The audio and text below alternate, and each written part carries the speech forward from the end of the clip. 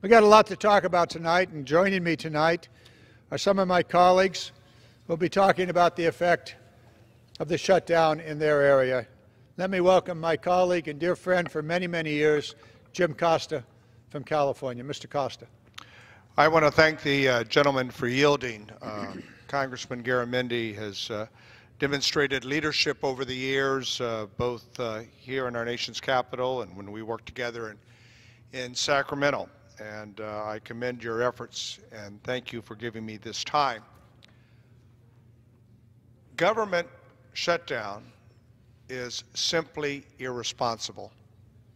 It is irresponsible. The American public understands that a Congress debates a budget. The President submits his proposal. We go through our committee hearing process. We make modifications, changes. You win some and you lose some. But by October 1st, we are supposed to have a budget sent to the President, and he is supposed to sign it into law. Now, guess what? A budget is among the most important things we do as members of Congress.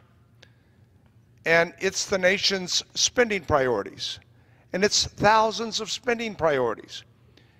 And there are some things we like in the budget, and there's some things that we would change. But our nation has to have a budget, just like every family has a budget. Every business has a budget. And in that family budget, the business budget, there are things you'd maybe just as soon not pay. A house payment, a car payment. But we have obligations and commitments to be responsible. And this government shutdown, this manufactured crisis orchestrated by the President, in which he proudly proclaimed that he would take ownership of it, that they can call it the Trump shutdown, as he said so boldly in December, is the Trump shutdown. And it's simply irresponsible. And I think the American public, for good reason, regardless of your registration, is frustrated. And I suspect many of them, like myself, are fed up. I went through the airport security this morning, as I did last week, as I did the week before. And I thank those security officers with TSA for doing their job. They're doing their job. And guess what? They're doing it without pay. That is disgraceful. It is just not what the shining democracy of America is about. Leader of the free world. But it doesn't stop there. There's over 53,000 TSA employees around the country, 54,000 ICE officers, 42,000 Coast Guard active duty members that are working without pay. Working without pay. Mr. President, I ask, how would it be if you were to suggest to your employees at your hotels and at your golf courses, who you have to pay every 2 weeks or every month, that you want them to come to work, but you're not going to pay them? It's immoral. And it's certainly not the American way. We don't expect people to come to work and then not pay them. And this manufactured crisis, and believe me, it is a manufactured crisis, is the real cause for us all to be concerned about national security. I mean, the challenges we have at the border, these Border Patrol agents, these Coast Guard active duty members are protecting our security. And we're saying, well, but you know, we don't care if you have a house payment. We don't care if you've got a car payment. We don't care if you've got other commitments or obligations. We expect you to come to work and protect our security. And we're not going to do anything, you know, to, in fact, take that into account in a way that is clearly a dereliction of our duties. And Mr. President, it's a dereliction of your duty, because you have a responsibility, just as we do, to ensure that our government is fully functioning. We have passed you bills and sent them to you that would fully fund and reopen government. Last Friday, Congressman Cox and I had a informal workshop at the Subway sandwich store in my building where my office is, in the office where I work on behalf of the people of the San Joaquin Valley. And in that 10-story office building are 1,300 IRS employees. That Subway sandwich store has lost over 50% of its business in the last month. The two owners, the man and the wife, I mean, they're being impacted. The store in the lobby, it's lost 70% of its business. And there's another kebab restaurant in which he's helping sometimes the employees that are still hanging around there, giving them sandwiches. But this is his business. I mean, so it's not just the direct impact of over 800,000 government employees across this country, people who work for the USDA, the United States Department of Agriculture, who operate the farm services agencies throughout our constituencies. Our farmers, our ranchers, our dairymen, they can't go to those farm services offices and apply for loans and other things that are important with regards to this crazy tariff war that is taking place, because guess what? Those offices are closed. But it's also the ripple effect for businesses that have contracts with the federal government, whether it's with the United States Forestry Service or whether it's with, you know, other departments and agencies. They're not getting paid, but guess what? They've got employees and they've got a contract that they signed with the United States government that says they were going to get paid every month. And they have commitments to their employees. This is, Mr. President, your shutdown. And 32 days into it, none of us should be proud of where we are today. Third world countries are looking at us and wondering, America doesn't do that, but we're looking like a third world country. Countries around the world just don't shut down their government. Let me close on this note. This is a phenomenon that's happened really in the last 8 years. We had a government shutdown in the mid-1990s by President Clinton and Speaker Gingrich. And that was not a good thing.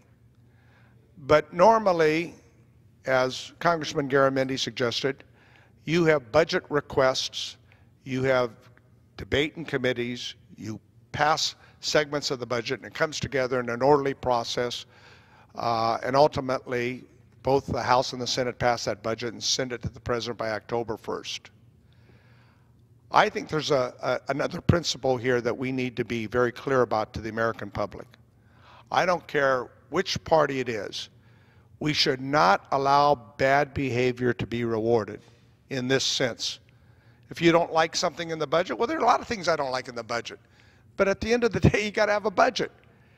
And to hold hostage a difference of opinion, and that's what's happening here. This is a manufactured crisis that the President is using to hold hostage a promise, a campaign promise he made 2 years ago to build this wall. By the way, wasn't Mexico going to pay for the wall? I believe so. That's what I heard, Congressman Garamendi. Maybe, over and over. I heard it not once, not twice, but more times than I care to remember. And clearly Mexico's not going to pay for the wall. And so you and I know that we can, and there is bipartisan willingness to improve border security. You and I know, because we are from California, that the majority of the drug trafficking taking place and the other crimes that are occurring are through what we call ports of legal entry. Now that sounds like a complicated technical term, but it just means it's an open border crossing between the U.S. and Mexico, in which thousands of people cross every day in many of these border crossings. And that's where the overwhelming majority of the illegal trafficking is taking place, and that along the ocean. And no bright and shiny 30-foot wall will make a difference. El Chapo, who we're holding now in prison, built walls to get out of prison. There are walls under the existing, tunnels under the existing walls that the President was briefed on when he went down to the border last week. So I don't care how you build the wall, it is not going to improve border security. And mind you, we have over 500 miles of existing barriers, fences in the San Ysidro border and in some of the other portions of the U.S.-Mexican border where it makes sense. And I'm certainly willing to provide support to improve those existing barriers and to provide the sort of equipment of drones and other technical devices that Border Patrol agents and ICE agents tell are cutting edge that will improve our border security. And that's what we should be doing. But what we not should be doing is holding America hostage because of a political campaign promise that was made 2 years ago. That's wrong. That's simply wrong. And so, Congressman Garamendi, you are to be commended for again taking a leadership role in this effort. We've got to do some things here that change the debate and how we produce a budget so that we don't allow groups of either party or extreme elements to decide, well, gee, I'm not going to go through the regular process. I'm going to hold this Congress and I'm going to hold the American people hostage.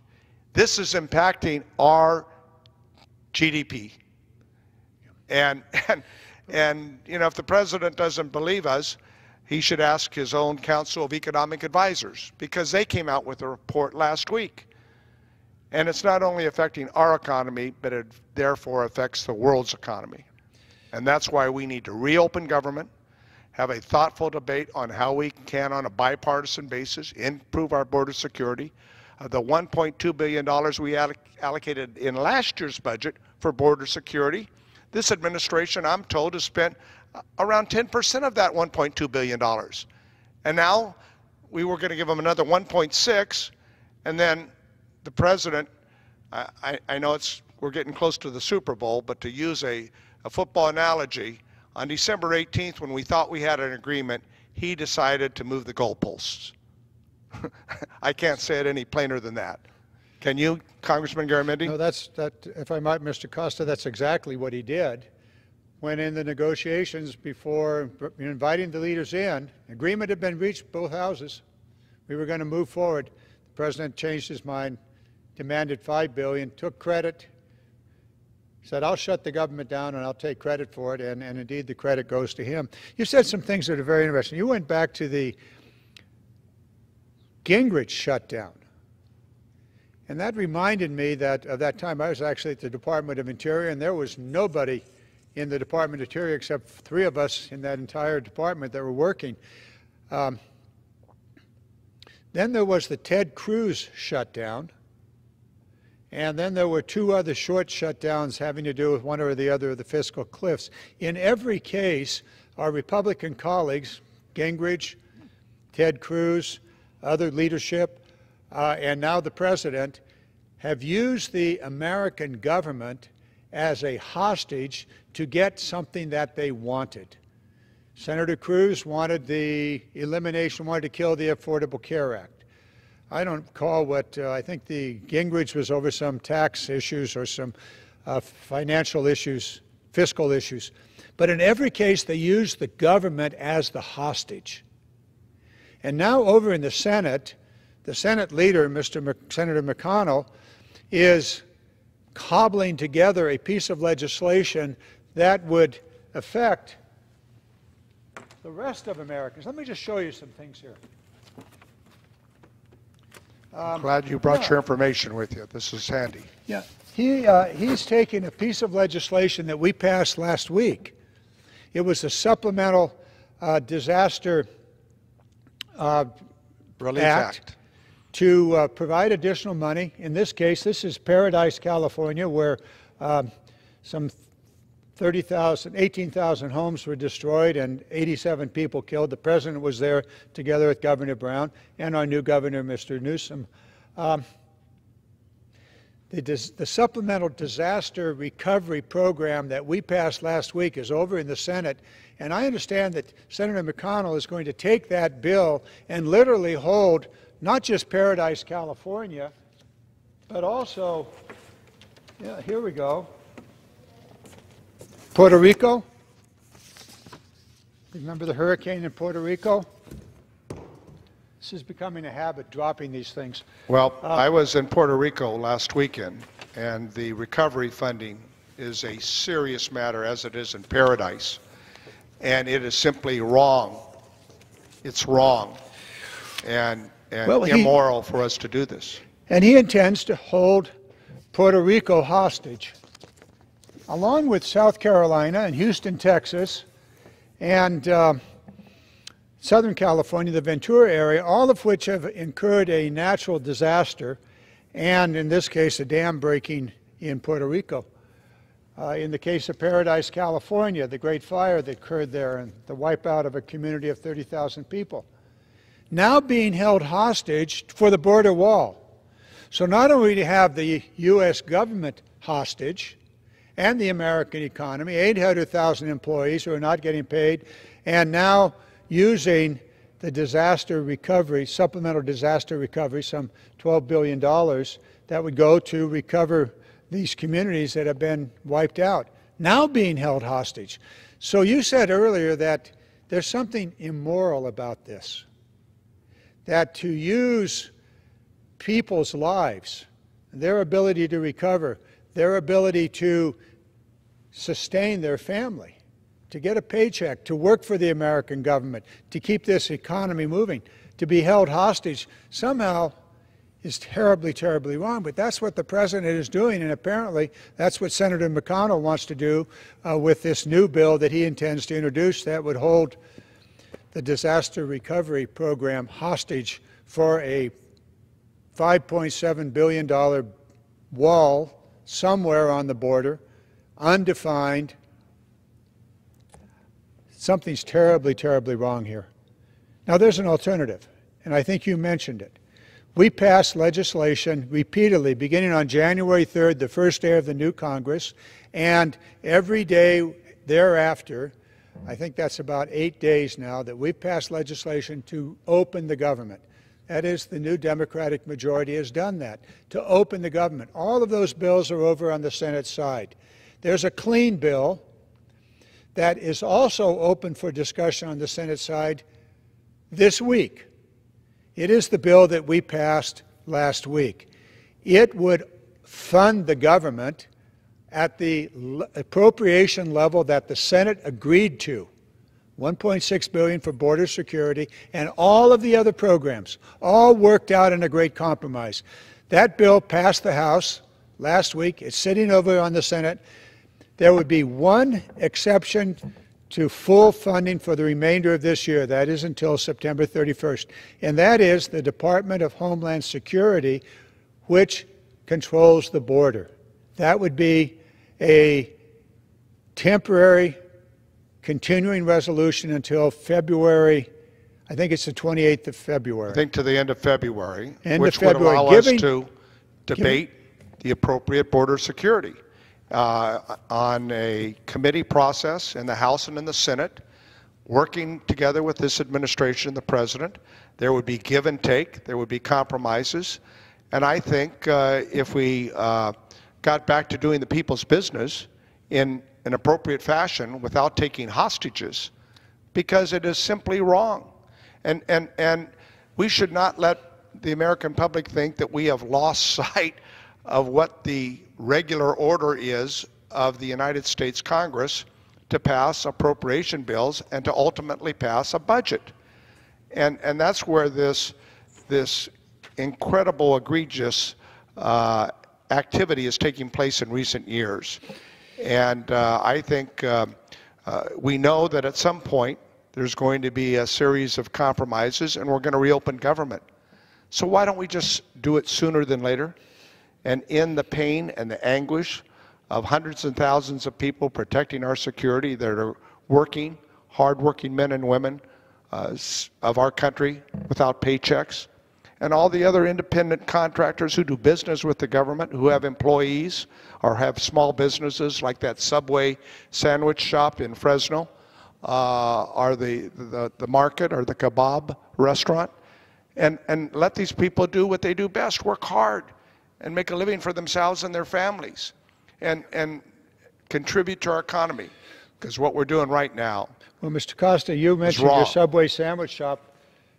When I was back in my district over the weekend, I was contacted by a small company operating in Davis, California that has a technology that the TSA would employ at the airports to keep us all safer. They're going to go out of business. They have 13 employees. Their contract is sitting not finished. They're not getting paid for past work that they have done. And they just said, we don't know how we're going to continue here. It's a good program. It's necessary for security at the airports. That's just one example. You mentioned the farmers. I've got farmers in my district, same problem.